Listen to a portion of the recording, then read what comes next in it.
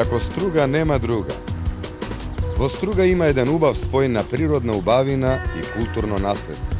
Спој кој е вткаен во менталитетот на ловците на јагули, кои живеат на оваа вода од неолитот до ден денешен. Орелски крилја как да си метнех и в наши стрни да си прелетнех. На наши места ја да си идам, да видам Охрид, Струга да видам. Струга лежи на двата брега на реката Црн Дрин, која истекува од Охридското езеро. Античкото име на Струга е Енхалон, што значи јагула. Старите словени го нарекле Страга, што означува премир.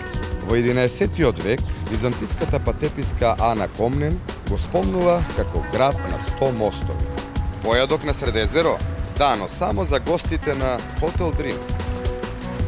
Тргнав да истражам дел од средновековната уметничка ризница од 12 век, каде припаѓаат црквите сликани во пештерите на карпестиот брег на езерото. За црквата Архангел Михаил, село Радожда, е искористена пригодна пештера. Дел од откриените фрески во припратата потекнуваат од 13 век. Од овој период е сочувана импресивната композиција Чудото во Хорна. Денешниот изглед црквата го добила во 14 век. Помладите зоографи не го уништиле долниот слој на живописот и ја почитувале старата тематика. Југозападно од Струга, кај село Калишта, втиснат во Карпа се наоѓа и манастирот Пресвета Богородица. Централно место во манастирот во Калишта зазема црквата Пресвета Богородица. Тука се чува икона на Богородица, насликана со црно лице. Во рацете го држи црниот Исус. Позната е како Црната Богородица. Пред незе, со молитва за здравје, доаѓаат и македонци и странци. Велат и исцелува жените неродки, кои се поклонуваат пред неа и се молат за рожба.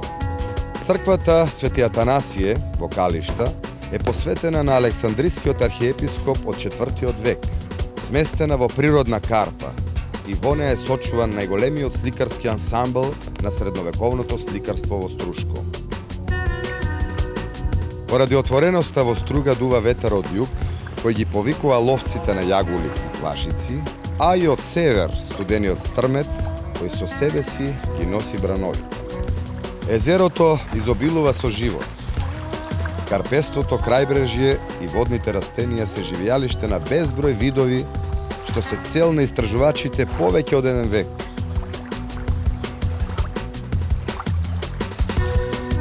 Далечната 1928 година, руските медицинари Никола и Софија Незлобински ја создале првата приватна зоолошка збирка, изложена во Природно-научниот музеј доктор Никола Незлобински. Таа сведочи за посебноста на овој жив споменик на природата.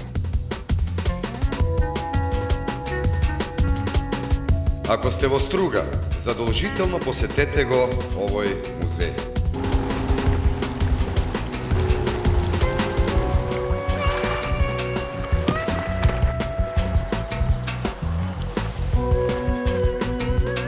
Толку вкусна јагула има само кај Јован во Калишта.